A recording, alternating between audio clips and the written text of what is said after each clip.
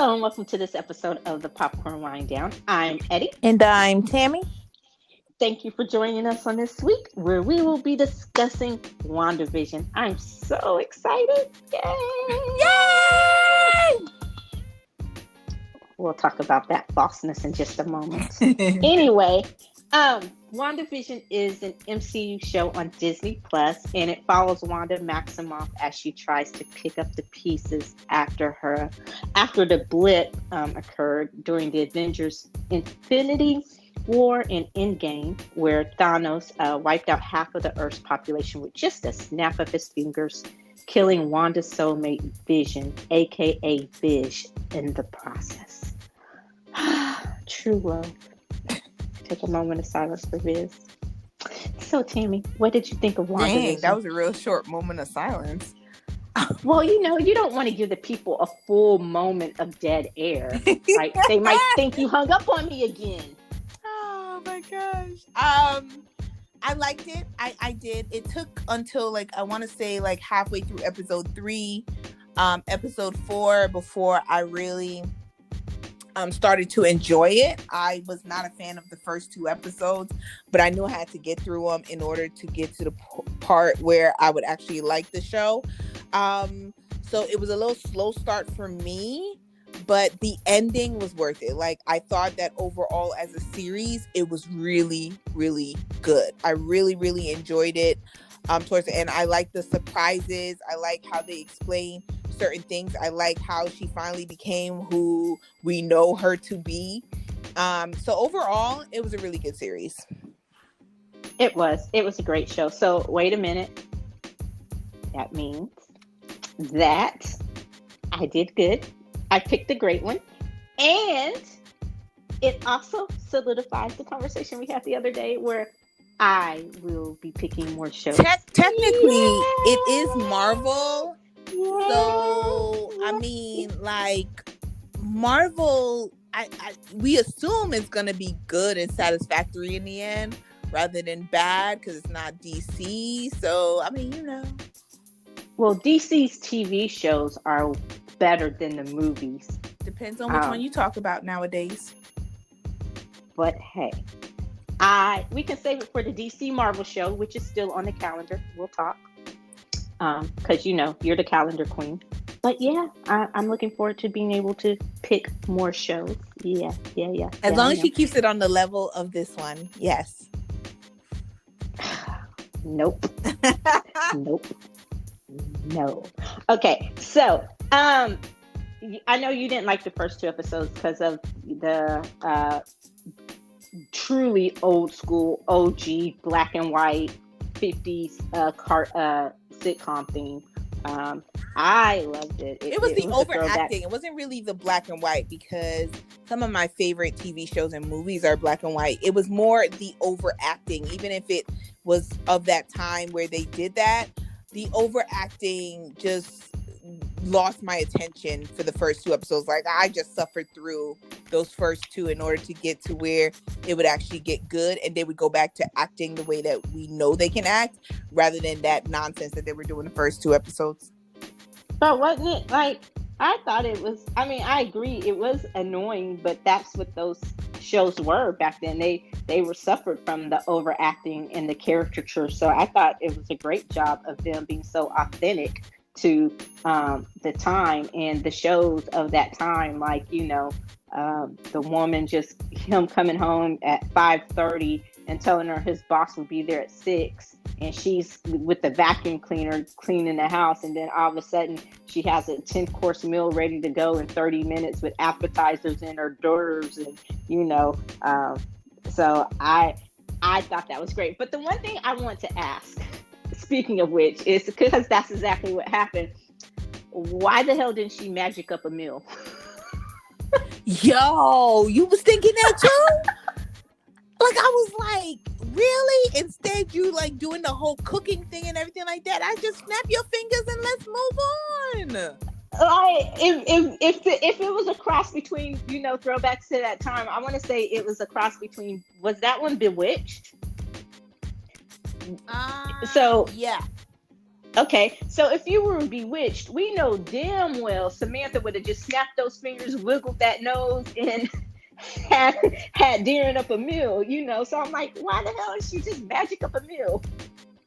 I guess they wanted But to show her trying to be regular. I don't know. I don't know. Because even though at that point she had no consciousness of what was going on, they still knew that they had powers. So, you know, she could have magicked up a meal. I also loved how they took the sitcom through the generations. Like started off with the 50s, 60s, 70s, and we went through. Still say, you know, they could have paid an homage to the Jeffersons and Good Times. They not black. They could have been, you know, Tom and Helen. They would have been called out for doing that, though. They could have done them as in the interspecies couple that they are. Oh my God! Stop it. You know.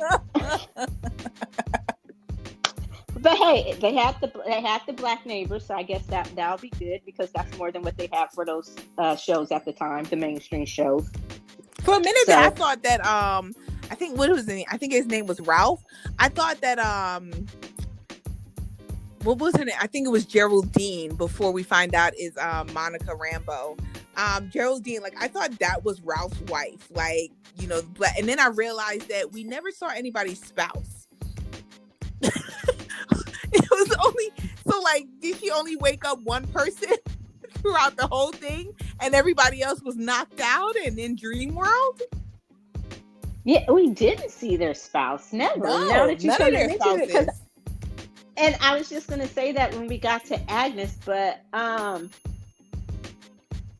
we didn't, unless it was Darren's or Viz's boss when they were in the Bewitched episode. We saw his you know, his wife, and that's only because he brought her to dinner, but we didn't. Huh. That's very, very interesting. I just thought of that. I was just like, they talked about their spouses, but did we really see their wait? Yeah, I was like, did we really see their spouses? I don't remember like really honestly seeing their spouse or seeing them refer to that person as their spouse. Yeah. So I mean, and I loved when I was wondering the payoff. Like I was wondering, how the hell is Vision still alive? Because he was one of the people that was never restored after the blip. He was permanently gone, and I guess maybe that's because he was one of the stones. He had one of the main stones. He had the Mind Stone, didn't he? I can't remember which stone he had or he possessed. That was basically his CPU. But so I was like, okay, how is he here? And I really thought that payoff was. I thought it was very interesting and very creative the way that they brought him back. And also, I'm not going to lie, towards the end, it was also a little disappointing and a little sad. So because I'm like, we talked about this, and I said that I love Vision. I love the chemistry of Paul Bettany and Elizabeth Olsen. I like the couple of Wanda and Vision. I thought they did a phenomenal job on them growing together and us being invested in that. And I thought he was real. like it kind of, I was just like, oh my God, like to realize that he was only alive in her world that she created to keep him alive, because when he tried to escape out of Westview, which was the town that she took over, he started to disappear and break apart, and I was just like, oh shoot, so he's still dead. Like I was like, oh my gosh, like I hated it. I hated that part where you find out that he really is gonna disappear when she finally wakes up from the grief that she was going through at the time. Yeah. I was like, okay. So we talked, and I still want to know how he got her pregnant. and I know you said that he didn't, but you know, I say that he did. You say he's an anatomically incorrect Ken doll. I say that he has real parts, all of them. He don't have a dick. He has no penis.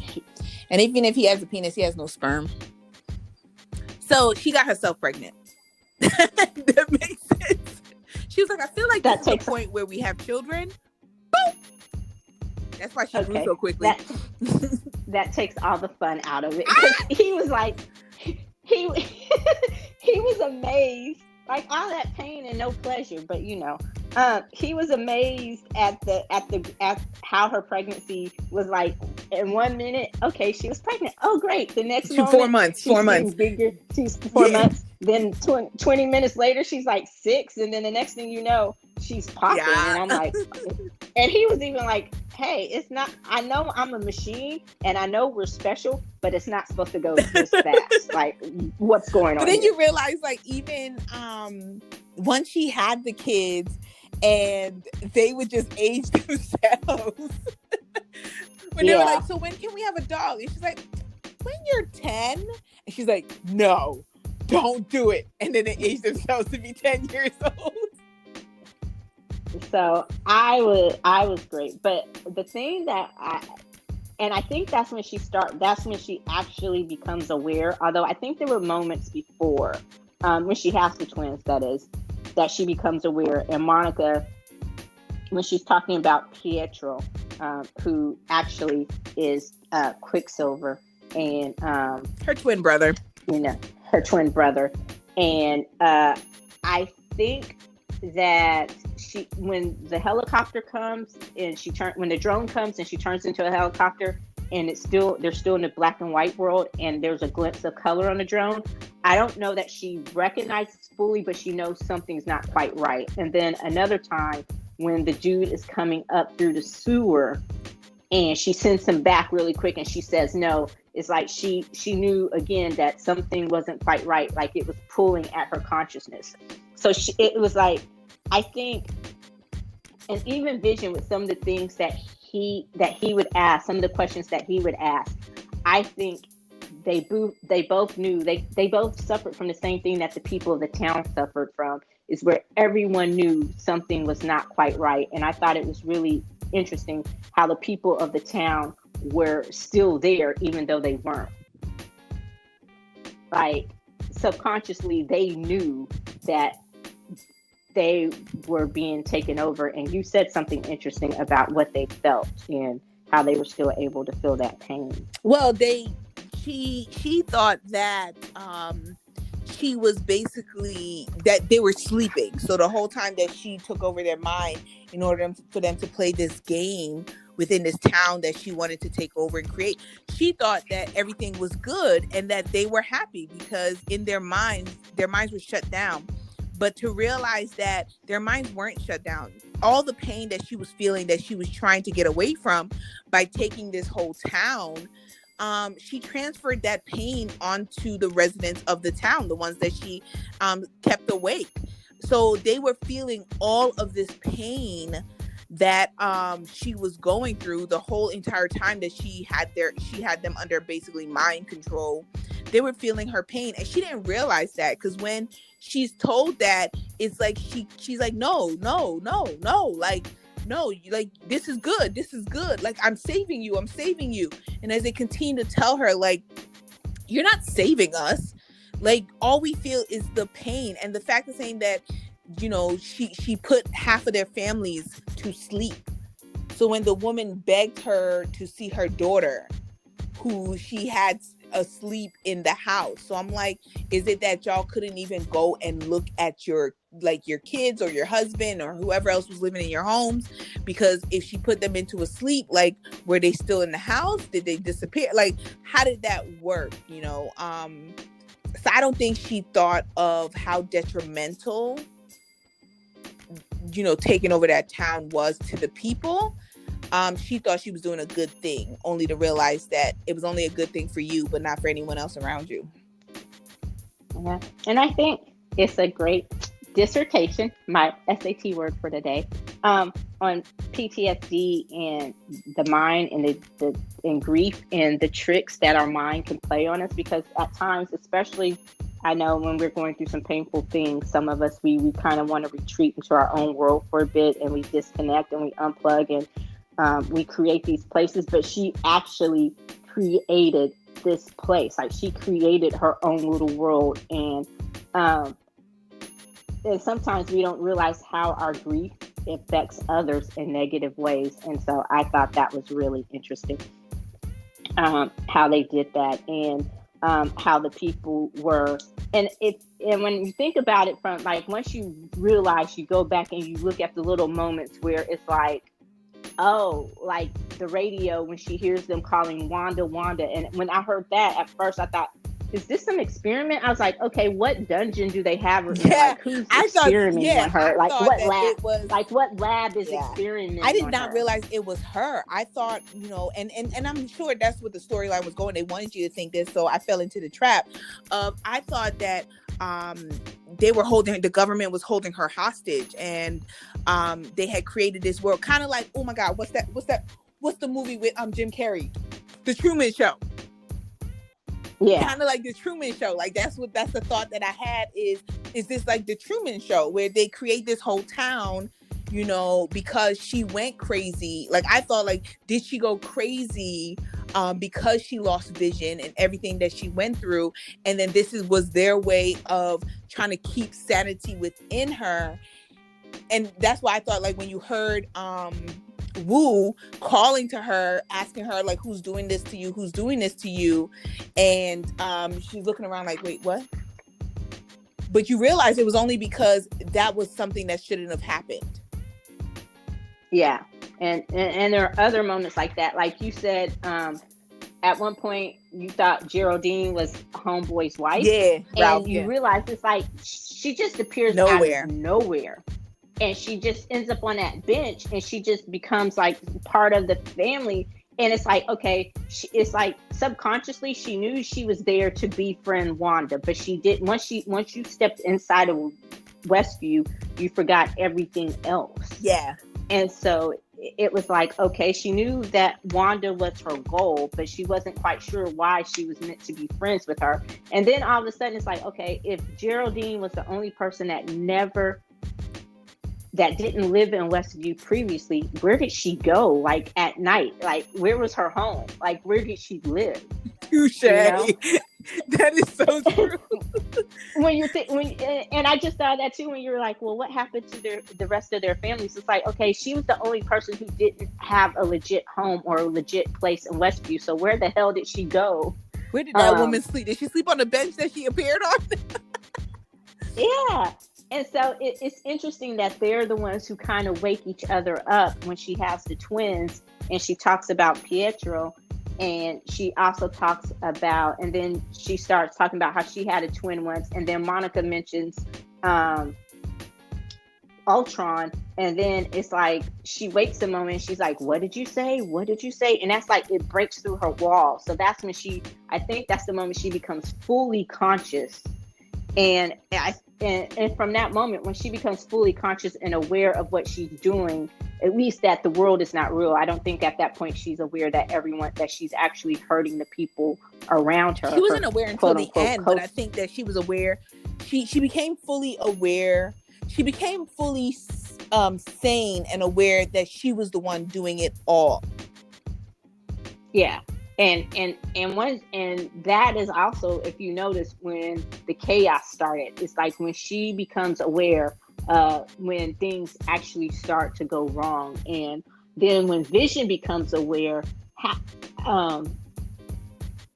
he becomes aware at work, right? When they send that message. Yeah, when Wu and Monica, before she shows up, or when she gets kicked out, or however that goes, when they send the message in and everybody in his office reads the message and they think, oh, they laugh it off, but he's just like, wait, that doesn't make sense.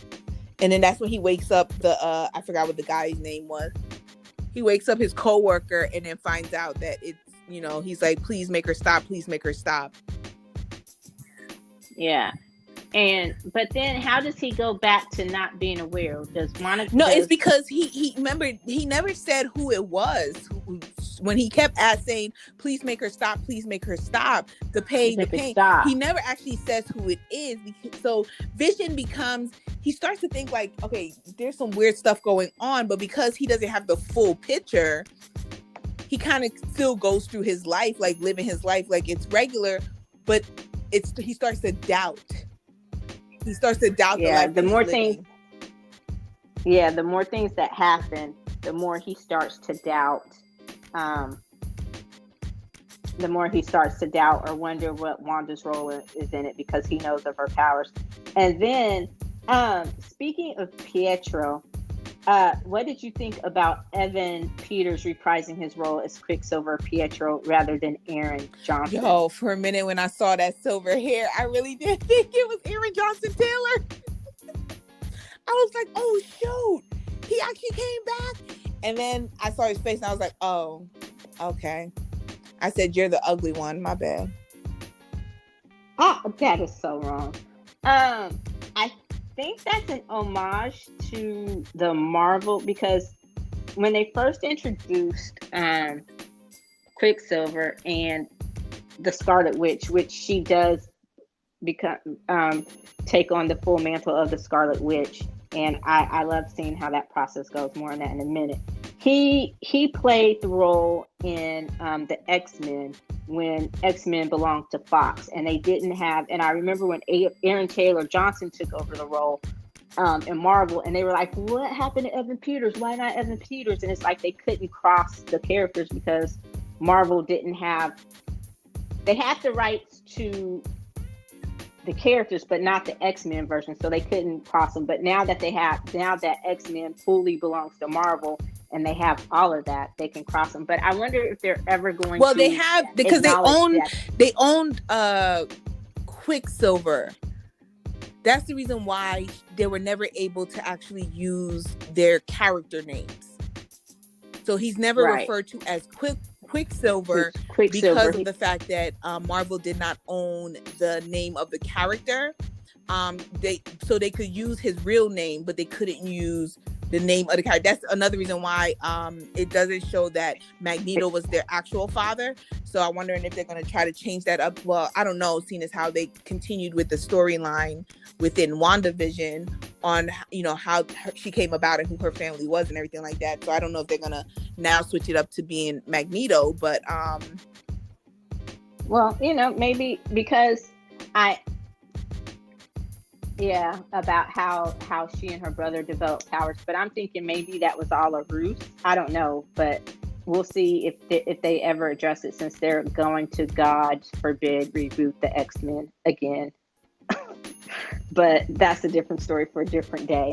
But yeah, and again, that's why for up until this point, she's always been known as Wanda Maximoff, even though we always knew that she's the Scarlet Witch. And so now it's like she comes full circle and she transforms or transitions or takes on the mantle of the Scarlet Witch, which was really cool to see happen. And I guess now she's going to become even more powerful since she's aware of what she can do and who she is. And I know she's going to also continue on in the Marvel Universe. I think she's going to be in the next Doctor Strange movie.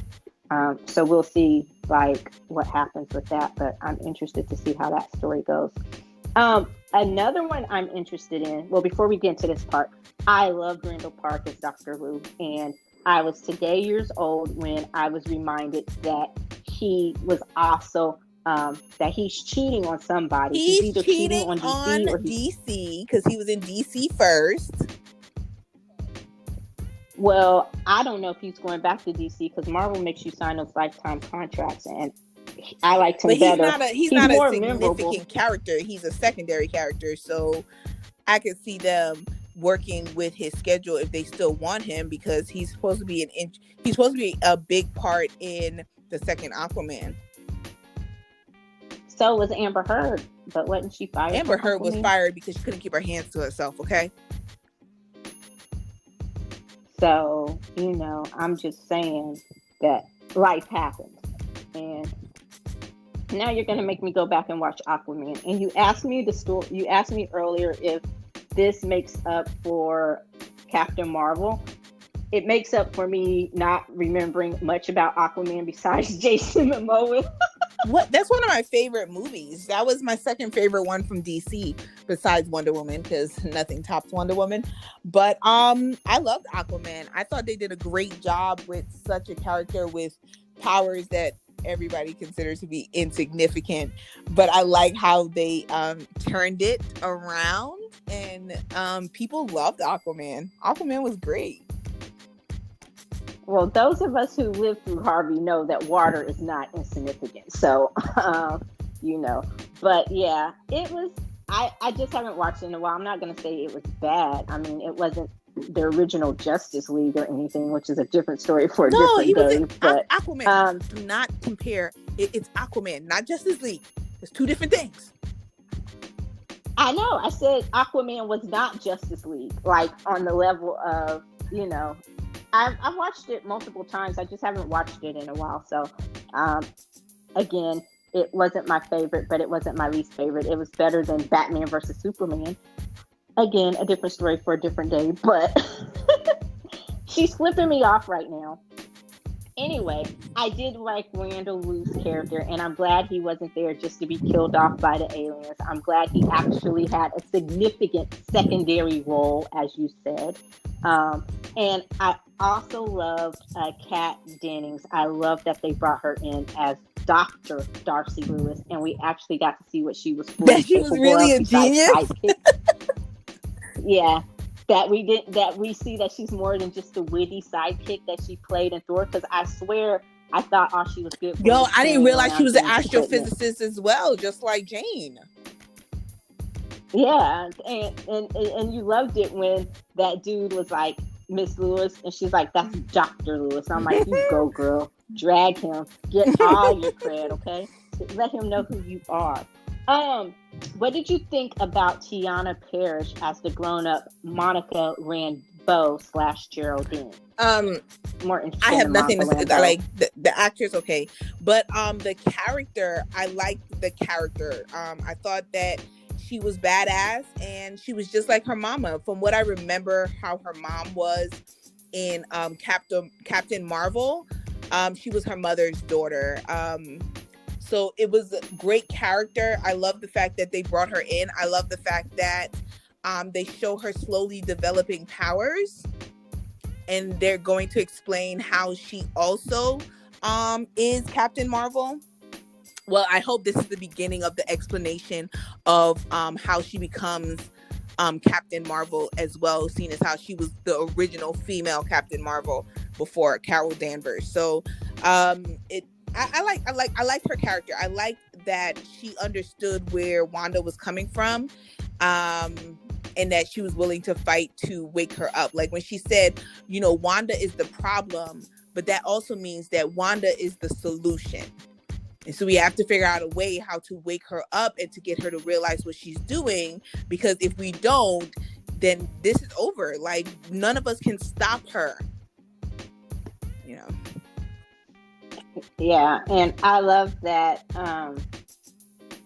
Well, to tackle the first part of that, yes, I was also today years old when I realized that Monica Rambeau was the first Captain Marvel, and I knew that she was significant. And now that you say it, I kind of vaguely remember the argument and the upset or disappointment when I can't think of her name right now, when they cast the original Captain Marvel and she was white, and Brie Larson.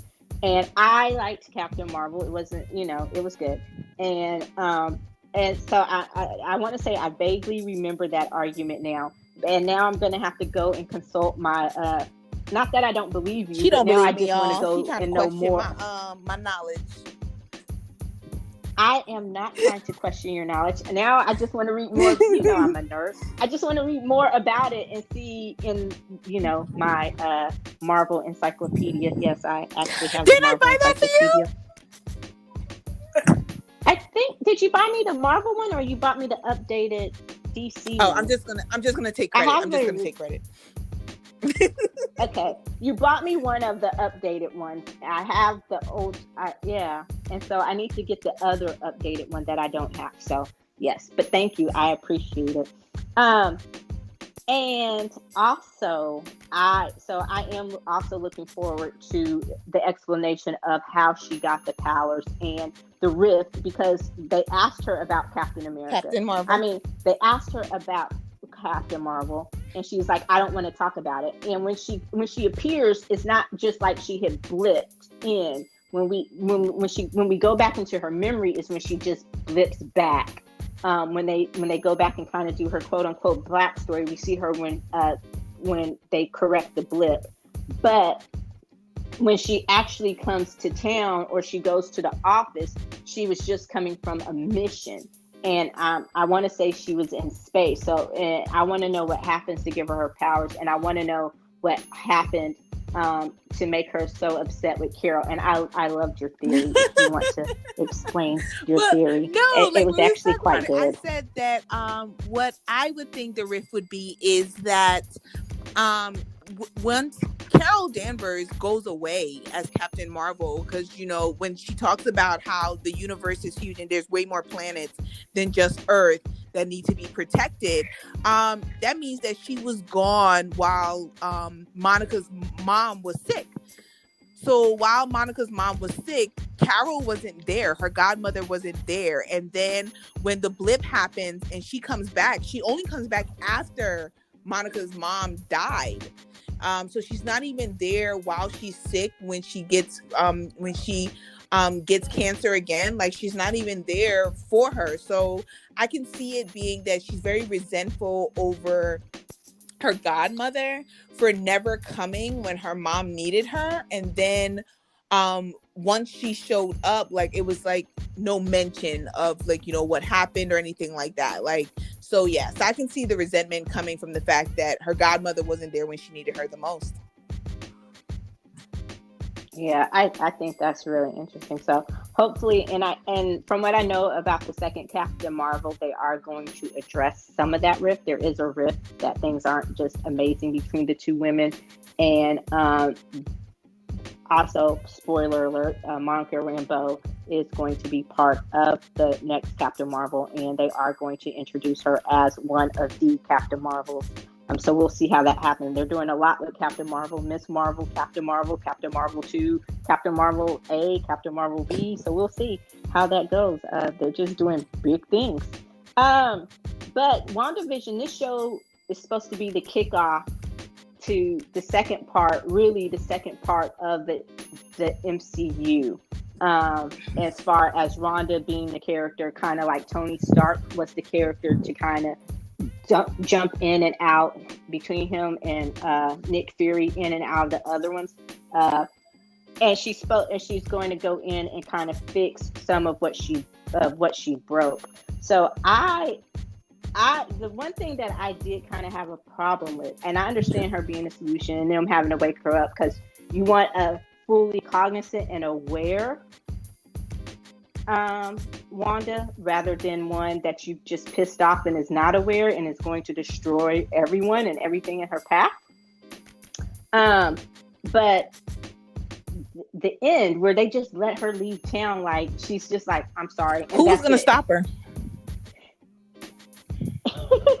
They have nothing to stop her. There's nobody powerful enough to stop her. The only person that was powerful enough at the time, the only two people that probably can stop her would be Captain Marvel and Vision. And neither one of them is around. Yeah, I thought Doctor Strange as well could probably give her a pause. I don't think that. I don't know. Let me not say that because they'll probably prove me wrong and make him way more powerful in order to be a match for her. But when you look at the powers that she got when she fully came into herself and became Scarlet Witch, I would say Vision, but she would never hurt Vision, so he would never have to do that.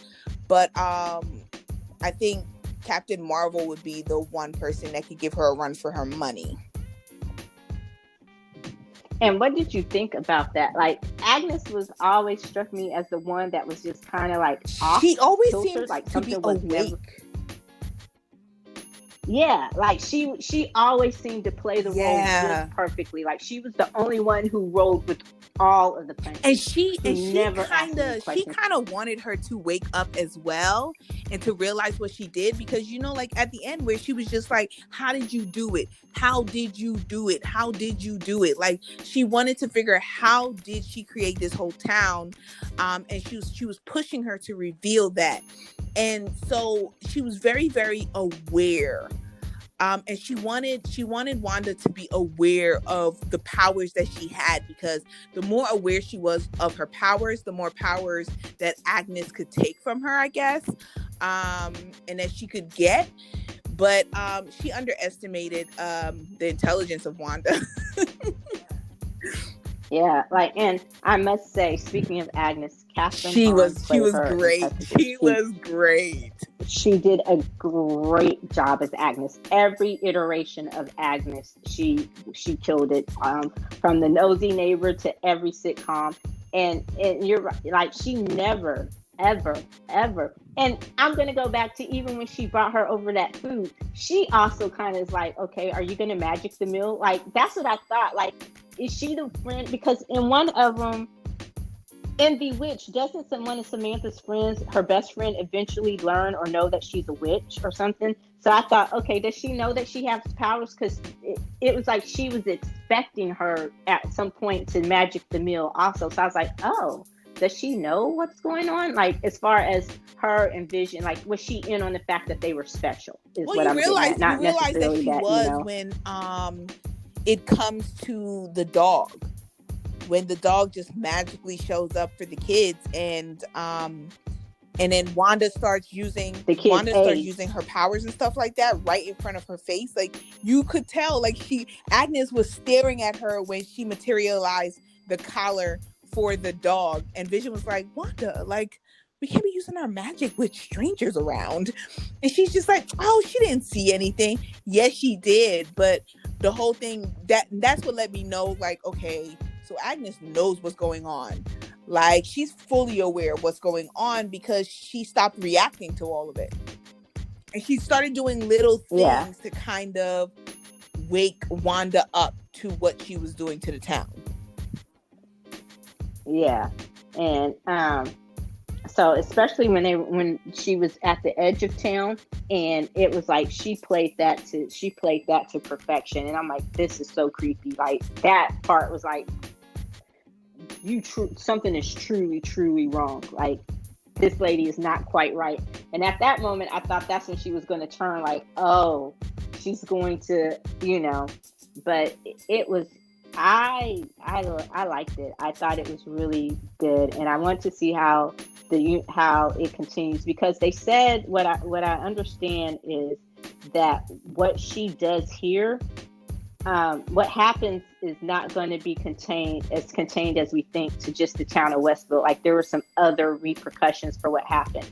And also one more thing, since we know that this Vision was like, when we go back in time and we see what happens when she finds out that the government has Vision in the lab, or the remains of Vision in the lab, I thought that she was going to magic him, and I don't know why I keep saying magic him, like, it's a verb, but I thought she was going to magic him out of there, and she didn't. So Vision is still in that government lab, and they were still working on making him cognizant, sentient, reviving him. So there is a possibility that, that Vision can rematerialize. We can re-envision Vision. To what? The white Vision that was already there, that's what they created with him. They recreated Vision. That was the white Vision. That was the recreation that they did, was the white Vision. And that's what they could do without him having the actual stone. And he was just a computer. So I forgot about White. Look, I forgot about White Vision. I was gonna say, why are you calling him White Vision? Just because Paul Bettany's white?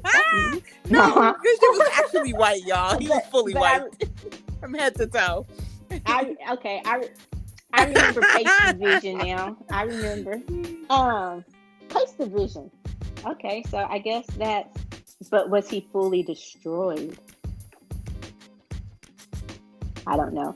Okay, I guess he's not. No, he didn't. No. And see, that's the thing. White stuff. Vision didn't destroy. Remember when he realized that he was Vision? He didn't destroy himself. He just went. He just left. Oh, okay. So there is some form of Vision out there. He ain't Wanda's Vision, but he Vision. He got Vision's body. Let's say that. He got Vision's body, but he don't have Vision's mind. Does he have all? No, because Vision didn't have a penis. So I'm guessing he does have all his parts. Yeah, the government probably wouldn't want to make him anatomically correct anyway. They created a Ken doll. That's how you know he's not the real Vision, because he don't have all of Vision's parts.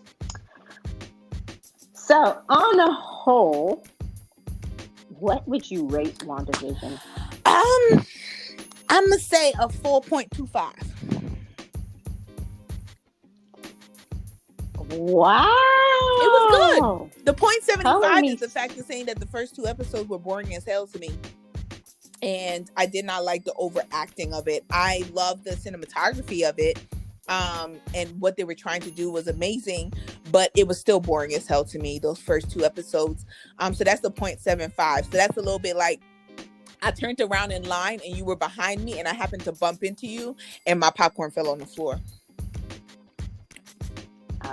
Well, I am for the sake of that, I am so glad that we waited until it was all released and didn't watch it week by week, because you would have called me and been like, I'm taking this off the calendar, and I would have been like, no.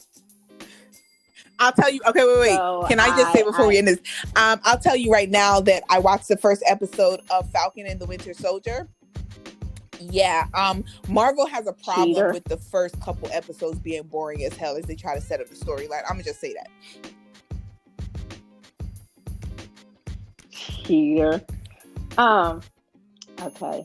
Well, it's on the list for those of you that are wondering. So she is gonna have to watch it. Stay tuned for that in the near future. But I would agree. I am actually going to give it a 4.25 as well. Just because I'm anxious to see some things. There's some things they could have done a little bit better, but overall it was a great show. And I really, really enjoyed it. And I look forward to... Do you think they should do a second season or just continue her on? No, I think they should do a second season, but after the next phase of Marvel. So, what are we? Phase 3, phase 4? I forget. Whatever phase, it's either 3 or 4 that we're currently in. No, I think it's phase 4. She starts it off because WandaVision starts it off. So we're in phase 4 of the Marvel universe. And once this phase is over and they've introduced all these new characters, I can see them. I would be okay with them doing a second season. With a different concept. I loved it. I actually think that one thing that I really, really loved that I think a lot of people are not going to pay attention to, I love the concept of her kids. And her having kids and raising them and them having powers and how like united they were as a family. I will say, those were some of my favorite scenes of the whole story, besides, the obvious ones, but those are some of my favorite scenes, was her with her boys and, that bringing that dynamic into it. So I'd be okay with a second season. Yeah. And just how heartbroken she was to realize that, with her doing the right thing, she would have to give up her family. And I think that pain, even more so than realizing she would have to give up Vision again, because she realized that Vision was always a part of her, because he was the part of the stone or something that was in her that she said had to give up her kids completely.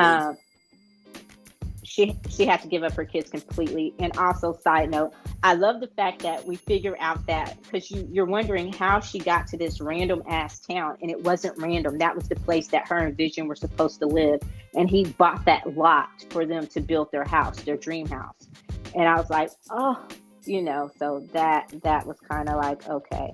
And so I really did appreciate, and I understood it. And they said that there was a deleted scene where at the end it really was supposed to be a mob mentality, the townsfolk turning on her, kind of like Salem witch style. But I think something like they realized that because of what you said, she's so powerful. At one point, it's like, how would that have worked out? What would have happened? So I think just the shock of them being like, oh, and the look that they give her, like, you better run. Don't ever come back. Here. Don't ever come back. So we'll see. But yeah, I give it 4.25, and I agree with you. I would like to see a different season, and I do look forward to the role that she plays in the MCU and her fully taking on the mantle as the Scarlet Witch. Because the end left it a little up in the air. Like, what was that? Was like, were they separate? No, that was like, her part power. of her was on the porch, so that if someone was to show up, they would see that rather than what she was really doing. Which was she was learning about herself? Who the Scarlet Witch was. Which was because she had one of those grimoires from the Salem witch trials, didn't she? Yeah. Okay. So that's what I thought. But anyway, so it was really good. Again, yay! 4-1 for me. Get to pick out more movies. We're gonna watch Inception. We're not gonna talk about Inception, but she is finally gonna watch Inception. I will. So excited for that. Okay. And that does it for this episode. Please be sure to check us out in any episodes that you may have missed on the popcornwinedown.com. That is the plug. Pop, pop, pop. That is the horrible sound effect until we get a new sound effect. I am going to make that my mission. I'm putting it on my list. It seems to fall further down my list. But anyway, and also be sure to like and subscribe on Apple Podcasts, Spotify Podcasts, Google Podcasts, or all of the above. We would appreciate it. And next week, we are going to talk. Tammy, do you know what we're going to talk? Drum roll, drum roll, drum roll. The actual version we should have seen. Yes, we're going to talk Zack Snyder's version of the Justice League. So please be sure to tune in and join us next week. And until next time, thank you. As always, and I'm Tammy. Eddie. Bye.